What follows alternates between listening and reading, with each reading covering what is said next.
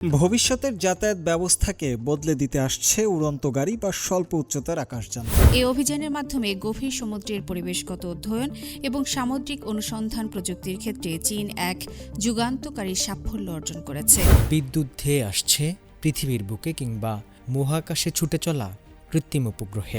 ইলি নদী জলাভূমির কোকোদলা অংশে হাজার হাজার পরিযায়ী পাখি তাদের বংশবৃদ্ধির জন্য ভিড় জমিয়েছে। ধীরে ধীরে গায়ের কোমল লোমগুলো ঝরে যায়। এটা ছানাগুলো আরও শক্তিশালী হয়ে ওঠার লক্ষ্য। বিস্ময়ে মোড়া রহস্যে ঘেরা আমাদের এই পৃথিবী, সীমাহীন মহাশূন্য থেকে মহাসাগরের অতল গহ্বর, প্রকৃতির পরতে পরতে লুকিয়ে আছে জ্ঞানের অফুরন্ত ভাণ্ডার। দূর দূরান্তের মহাবিশ্বের অপার রহস্য, অন্যদিকে অণুজীবের জটিল জগৎ। এই দুই বিপরীত স্রোত বয়ে আনছে বিস্ময়ের ধারাবাহিকতা। আধুনিক বিজ্ঞান প্রতিনিয়ত উন্মোচন করে চলেছে প্রকৃতির সেই অজানা জগৎকে। নতুন আবিষ্কার আর উদ্ভাবনের হাত ধরে আমরা পৌঁছে যাচ্ছি প্রকৃতি আর মহাবিশ্বের বিস্ময়ের কাথার দোরগোড়ায়। অজানা সেই জগৎ সম্পর্কে জানতে এবং জানাতে আমাদের নিয়মিত আয়োজন বিজ্ঞান ও প্রকৃতি। আপনাদের সঙ্গে আছি আমি হোসনি মোবারক সৌরভ এবং আমি শুভ আনোয়ার। দর্শক, শুরুতেই বিজ্ঞান ও প্রযুক্তি।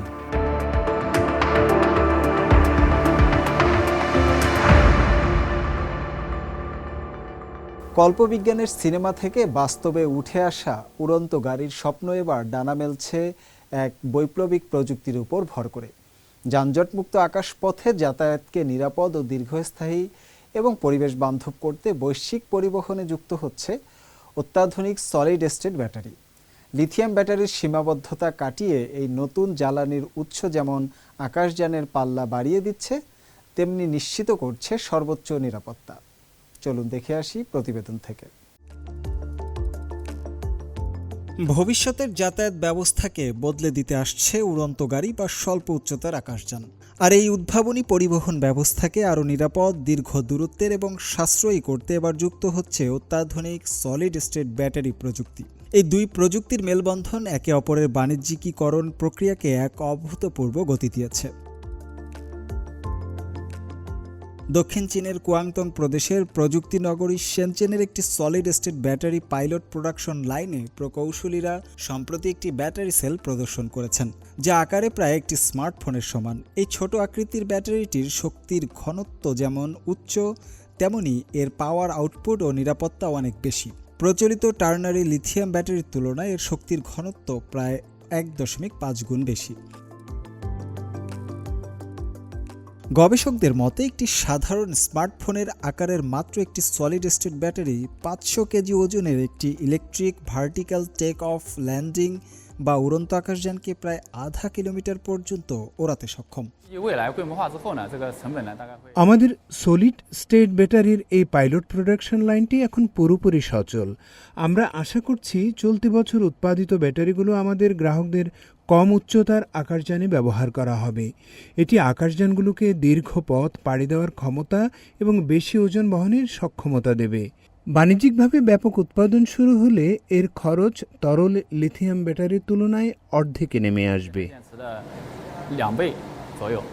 প্রথাগত লিথিয়াম আয়ন ব্যাটারি যেখানে তরল ইলেকট্রোলাইটের উপর নির্ভর করে, সেখানে সলিড স্টেট ব্যাটারিতে ব্যবহৃত হয় কঠিন ইলেকট্রোলাইট। ফলে এটি উড়ন্ত গাড়ির জন্য প্রয়োজনীয় উচ্চ নিরাপত্তা মানদণ্ড পূরণ করতে পারে। সু চংলিং আরও জানান, তাদের মূল উপাদানটি সলিড স্টেট ইলেকট্রোলাইট মেমব্রেন, যা ইতোমধ্যেই তারা বাণিজ্যিকভাবে উৎপাদন করছেন। এটি সম্পূর্ণ অদাহ্য এবং আগুন লাগলেও নিজে থেকেই নিভে যায়।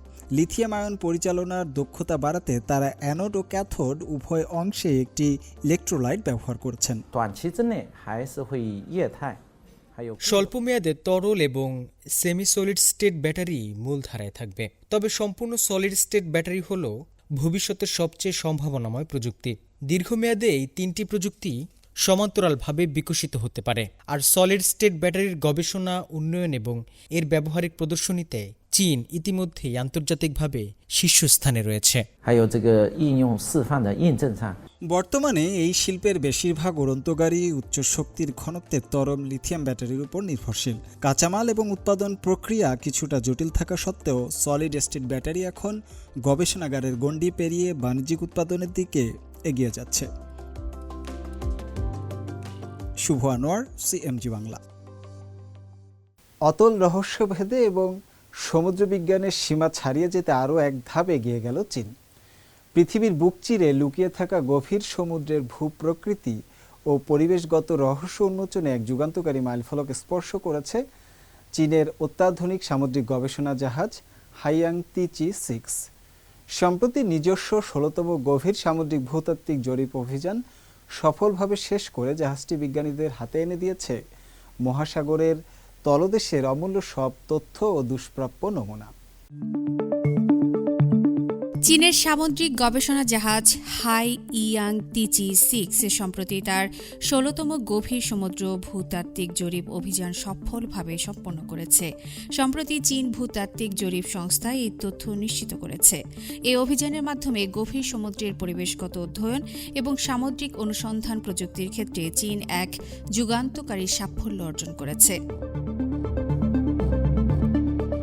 অভিযান চলাকালীন গবেষক দলটি বিভিন্ন ভূতাত্ত্বিক জরিপ পদ্ধতি ব্যবহার করে অত্যন্ত মূল্যবান কিছু প্রাথমিক তথ্য ও নমুনা সংগ্রহ করেছে। এর মধ্যে রয়েছে গভীর সমুদ্রের পরিবেশগত তথ্য, পলিমেটালিক নোডিউল, সমুদ্রতলের শিলা এবং গভীর সমুদ্রের পানির নমুনা।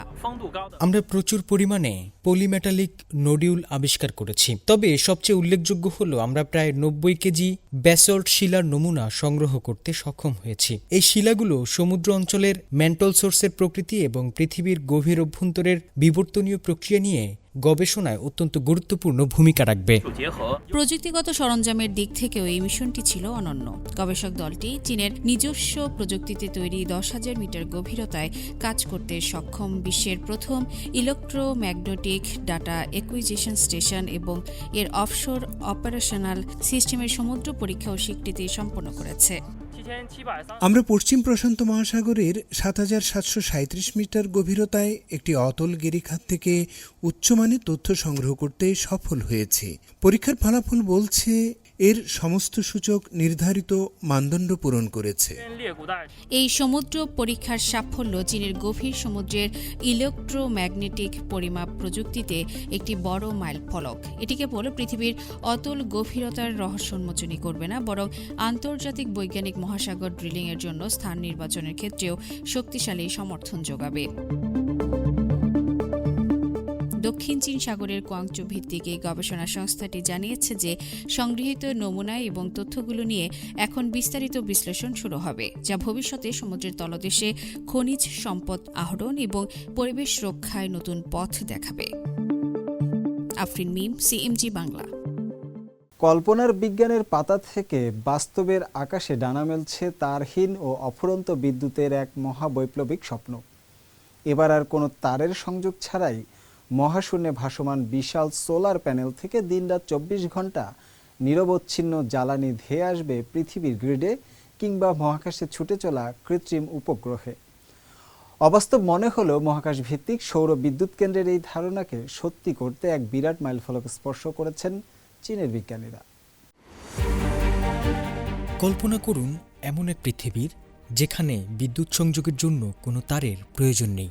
মহাশূন্যে ভাসমান বিশাল সোলার প্যানেল থেকে দিনরাত ২৪ ঘন্টা নিরবিচ্ছিন্নভাবে বিদ্যুৎ ধেয়ে আসছে পৃথিবীর বুকে কিংবা মহাকাশে ছুটে চলা কৃত্রিম উপগ্রহে।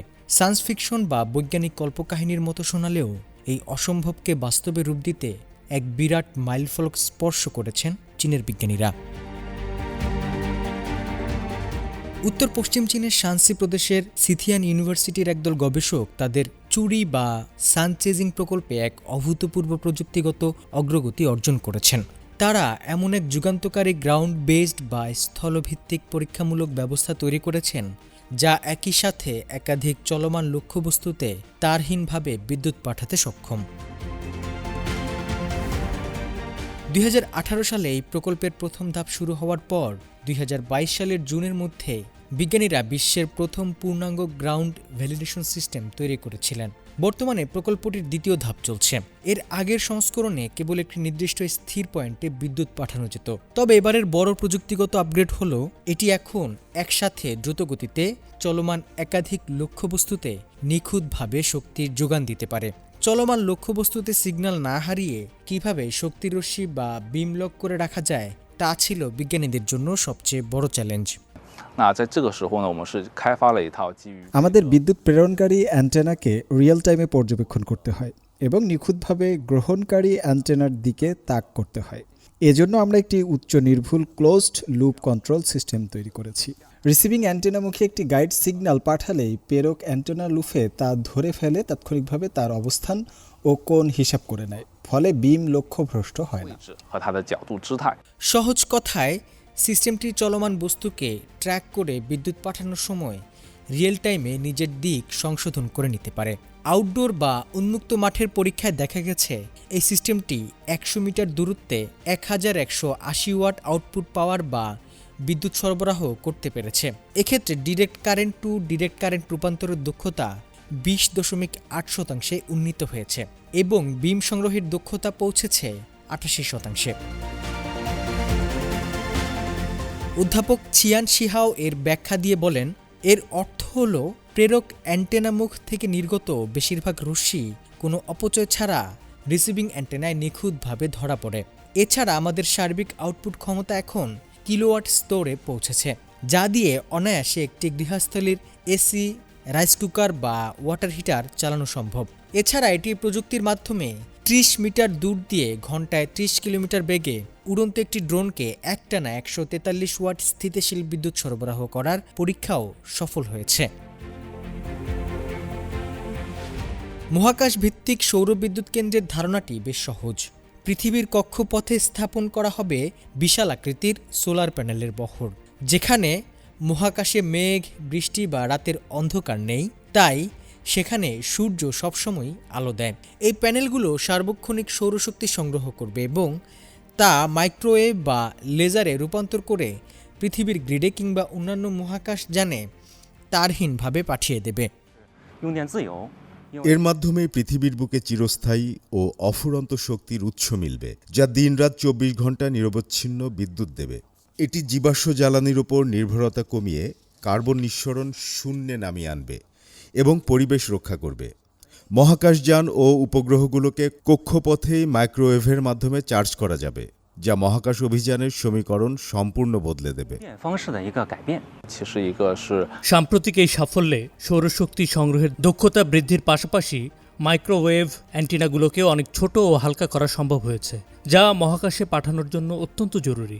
পাশাপাশি একটি মাত্র ট্রান্সমিটার দিয়ে একাধিক চলমান বস্তুকে চার্জ করার সুবিধা থাকায় ভবিষ্যতে একটি মাত্র পাওয়ার স্টেশন দিয়ে একই সাথে বহু স্যাটেলাইট সচল রাখা যাবে। স্থলভাগের পরীক্ষায় অভাবনীয় সাফল্য এলেও এই প্রযুক্তিকে মহাশূন্যের চরম প্রতিকূল পরিবেশে সফলভাবে স্থাপন করার পথে এখনও কিছু বড় ইঞ্জিনিয়ারিং চ্যালেঞ্জ রয়ে গেছে। গবেষক দলটির মতে মহাকাশের তীব্র তেজস্ক্রিয়তা এবং চরম ঠান্ডা ও গরম তাপমাত্রার সাথে মানিয়ে নেয়ার মতো যন্ত্রাংশ তৈরি করা এখন সবচেয়ে বড় চ্যালেঞ্জ। এছাড়া মহাকাশে বিশাল আকৃতির অ্যান্টেনাগুলো ভাঁজ করা এবং খোলার নকশা নিখুঁত হতে হবে। একই সাথে তীব্র তাপমাত্রা ওঠানামা মোকাবেলার জন্য একটি কার্যকর থার্মাল ম্যানেজমেন্ট সিস্টেম তৈরি করতে হবে। তবে বিজ্ঞানীরা আশাবাদী। মাঠ পর্যায়ের পরীক্ষা শেষ করে গবেষক ফ্যান গুয়ানহেং তাদের পরবর্তী পদক্ষেপ ঘোষণা করে বলেন, স্থলভিত্তিক পরীক্ষা এবং এর কার্যকারিতা যাচাইয়ের কাজ আমরা সফলভাবে শেষ করেছি। আমাদের পরবর্তী লক্ষ্য হল মহাকাশের কক্ষপথে সরাসরি তারহীন মাইক্রোওয়েভ পাওয়ার ট্রান্সমিশনের পরীক্ষা চালানো।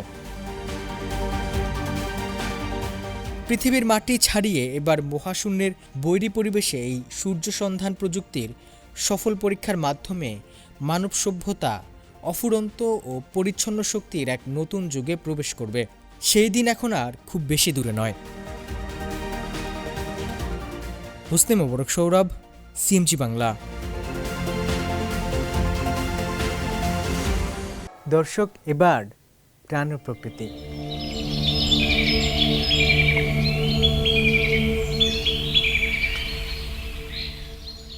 বনায়ন ও জলাভূমি রক্ষার ফলে চীনে হারিয়ে যাওয়া বন্যপ্রাণী ফিরতে শুরু করেছে। বন্যপ্রাণী ও পরিবেশ সংরক্ষণের সফল উদ্যোগে দেশটিতে ফিরতে শুরু করেছে হারিয়ে যাওয়া সব বিরল প্রজাতির পাখি। ইউনানে বিপন্ন বারটেল ফিজেন্ট, ইলি নদীতে ডালমেশিয়ান পেলিকান এবং শানসি প্রদেশে এখন সচরাচর দেখা মিলছে বিলুপ্তপ্রায় বাদামি কানের তিতির। প্রকৃতির ফিরে আসার এই সুন্দর সুন্দর গল্পগুলো চলুন দেখে আসি। বনায়ন ও জলাভূমি সংরক্ষণের মাধ্যমে চীন তার হারিয়ে যাওয়া বন্যপ্রাণী ও সবুজ প্রকৃতিকে সফলভাবে ফিরিয়ে আনছে। দেশটির কার্যকর সুরক্ষা ব্যবস্থার কারণে বিলুপ্তপ্রায় ও বিরল পাখিদের আনাগোনা এবং বংশবৃদ্ধি উল্লেখযোগ্যভাবে বেড়েছে। সম্প্রতি চীনের বিভিন্ন প্রান্তে রাষ্ট্রীয় সুরক্ষাপ্রাপ্ত বিরল প্রজাতির পাখির অবাধ বিচরণ ও কলকাকলি ক্যামেরায় ধরা পড়েছে, যা মানুষের সাথে প্রকৃতির সহাবস্থানের এক অনন্য ও আশাবাদী দৃষ্টান্ত। সম্প্রতি দক্ষিণ পশ্চিম চীনের ইউনান প্রদেশের ইউয়ানচিয়াং জাতীয় প্রকৃতি সংরক্ষণাগারের বন কর্মীদের নিয়মিত টহলের সময় ইনফ্রারেড ক্যামেরায় ধরা পড়েছে কিছু বিরল পাখির আনাগোনা। সেখানে প্রথম শ্রেণীর জাতীয় সুরক্ষার অধীনে থাকা দুইটি বারটেল ফিজেন্ট এবং দ্বিতীয় শ্রেণীর সুরক্ষার অধীনে থাকা একটি দৃষ্টিনন্দন লেডি আর্মহার্টস ফিজেন্টকে অবাধে বিচরণ করতে দেখা গেছে। অন্যদিকে উত্তর পশ্চিম চীনের ইলি নদী জলাভূমির কোকোদলা অংশে হাজার হাজার পরিযায়ী পাখি তাদের বংশবৃদ্ধির জন্য ভিড় জমিয়েছে। বিস্তীর্ণ কাদামাটি আর স্বচ্ছ পানির এই অভয়ারণ্য প্রথম শ্রেণীর জাতীয় সুরক্ষার অধীনে থাকা 4টি কার্লি হেডেড পেলিকান এবং বিরল ক্রেস্টেড আইবিসের দেখা মিলেছে। এছাড়াও পাখিদের জগতের সুপার মডেল খ্যাত black winged stilt, great egret এবং বোহেমিয়ান ওয়াক্সউইংদের স্বাধীন ওড়াউড়ি নদীর পাড়ের আঁকাবাঁকা জলপথকে এক অনন্য সৌন্দর্যের জীবন্ত ক্যানভাসে রূপান্তর করেছে। পরিবেশগত এই অভাবনীয় উন্নয়নের এক অনন্য দৃষ্টান্ত দেখা গেছে উত্তর চীনের শানসি প্রদেশের শেনচি কাউন্টির এক বনে। সেখানে চীনের একটি স্থানীয় ও প্রথম শ্রেণীর রাষ্ট্রীয় সুরক্ষার অধীনে থাকা দুটি বাদামি কানের তিতিরকে ঘুরে বেড়াতে এবং খাবার খুঁজতে দেখা গেছে। শিকার এবং বাসস্থান হারানোর কারণে 1987 সালে বন্য পরিবেশে মাত্র কয়েকশো বাদামি কানের তিতির অবশিষ্ট ছিল। তবে গেল কয়েক দশকে স্থানীয় কর্তৃপক্ষের নিবিড় সুরক্ষামূলক ব্যবস্থার ফলে এদের জনসংখ্যায় এখন একটি স্থিতিশীল বৃদ্ধি দেখা গেছে, যার মূল বিচরণ ক্ষেত্র শানসির লিউলিয়াং পার্বত্য অঞ্চল। 1984 সালে শানসি সরকার এই পাখিটিকে তাদের প্রাদেশিক পাখি হিসেবে ঘোষণা করে। গহীন অরণ্য থেকে শুরু করে বিস্তীর্ণ জলাভূমি সবখানেই এখন বিরল পাখিদের এই কলকাকলি ও অবাধ বিচরণ কেবল চীনের পরিবেশগত উন্নয়নের প্রতীকী নয়, বরং মানুষের সাথে প্রকৃতির সহাবস্থানের এক অনন্য ও আশাবাদী ক্যানভাস। হোসনে মোবারক সৌরভ, সিএমজি বাংলা। উত্তর চীনের কুয়াংতুং প্রদেশ, এখানকার অরণ্য তার নাটকীয়তা আর বন্ধুর ভূপ্রকৃতির জন্য পৃথিবী জুড়ে সুপরিচিত। আর এই নির্জন উপত্যকার গহীন অন্ধকারেই বাস করে পৃথিবীর অন্যতম এক রহস্যময় ও বিপন্ন পাখি হোয়াইট ইয়ার্ড নাইট হেরন বা শ্বেতকর্ণ নিশাচর বক। বসন্তের শেষ আর গ্রীষ্মের শুরুতে এই অরণ্যেই শুরু হয় এদের নতুন জীবনগাথা।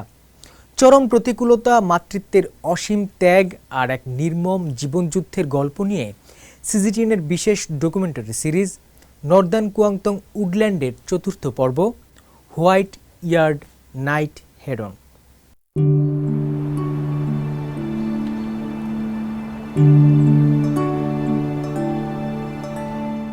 উত্তর চীনের কুয়াংতুংয়ের অরণ্য তার নাটকীয়তা ও বন্ধুর ভূপ্রকৃতির জন্য সুপরিচিত। এখানকার এক নির্জন উপত্যকায় বাস করে পৃথিবীর অন্যতম এক রহস্যময় পাখি, যার নাম হোয়াইট ইয়ার্ড নাইট হেরন বা শ্বেতকর্ণ নিশাচর বক। বসন্তের শেষ ও গ্রীষ্মের শুরুতে এরা ডিম ফোটানোর জন্য বাসা তৈরি করে।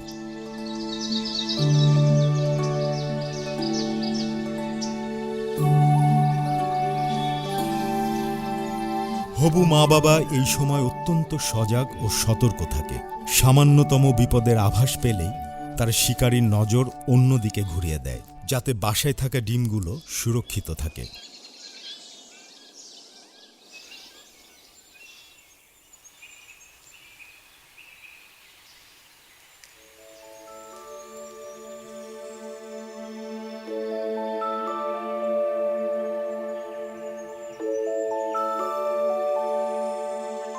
প্রায় 1 মাস ধরে ডিমে তা দেওয়ার পর অবশেষে 4টে ছানা এই পৃথিবীর আলো দেখে।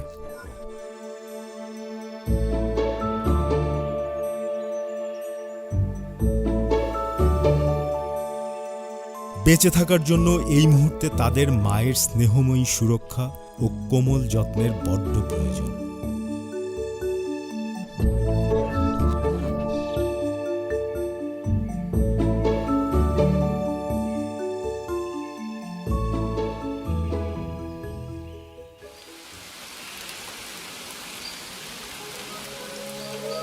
পাহাড়ি অঞ্চলের আবহাওয়া সবসময়ই বেশ অনিশ্চিত।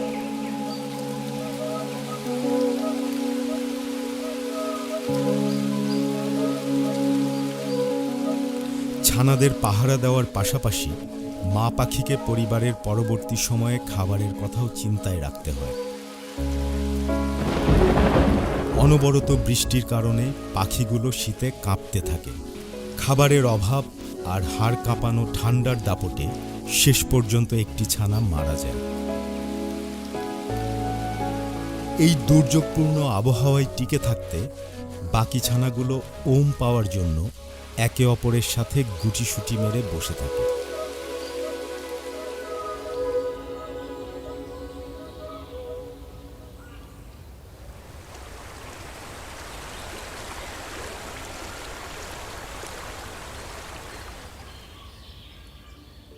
অবশেষে বৃষ্টি থামে। মা পাখিটি তাজা খাবার নিয়ে বাসায় ফিরে এসেছে। ক্ষুধার্ত ছানাগুলো চঞ্চল হয়ে উঠেছে। মায়ের মনোযোগ কাটতে তারা কিচিরমিচির শুরু করে। তারা তাদের নরম পালকগুলো গুছিয়ে নেয় এবং মায়ের নিবিড় ভালোবাসায় ডুবে যায়।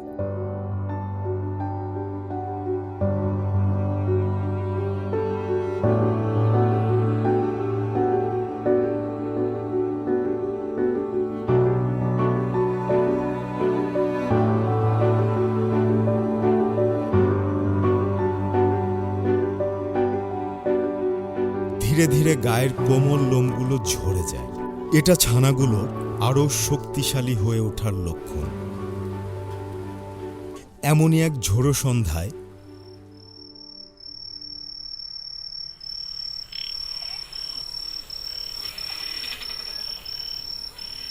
তারা এক সাহসী অভিযানে নামার জন্য ব্যাকুল হয়ে ওঠে। আর এর জন্য প্রয়োজন অসীম সাহসিকতার। প্রথম ছানাটি রাতের অন্ধকারের বুকে ডানা মেলে দেয়।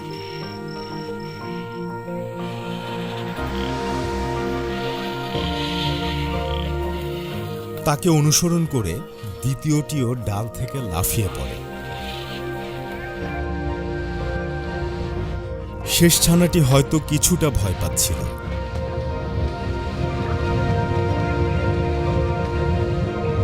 তবুও সে তার ডানাজোড়া মেলে এক বুক সাহস নিয়ে নিজের আরামদায়ক বাসাকে বিদায় জানায়।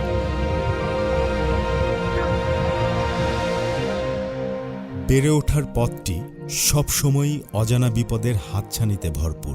কেবল অজানাকে চেনার ও অন্বেষণ করার তীব্র ইচ্ছে থাকলেই এই বিশাল পৃথিবীতে মাথা উঁচু করে এগিয়ে যাওয়া সম্ভব। দর্শক, সামনে অপেক্ষা করছে আরও বহু বিষয় আর না বলা কথা। আজকের মতো এটুকুই। আবারও ফিরে আসবো আগামী সপ্তাহে প্রাণ, প্রকৃতি আর বিজ্ঞানের নতুন আলো নিয়ে। সেই পর্যন্ত সুস্থ থাকুন, ভালো থাকুন, ভালোবাসুন বিজ্ঞানকে, সঙ্গে থাকুন প্রকৃতির। ধন্যবাদ।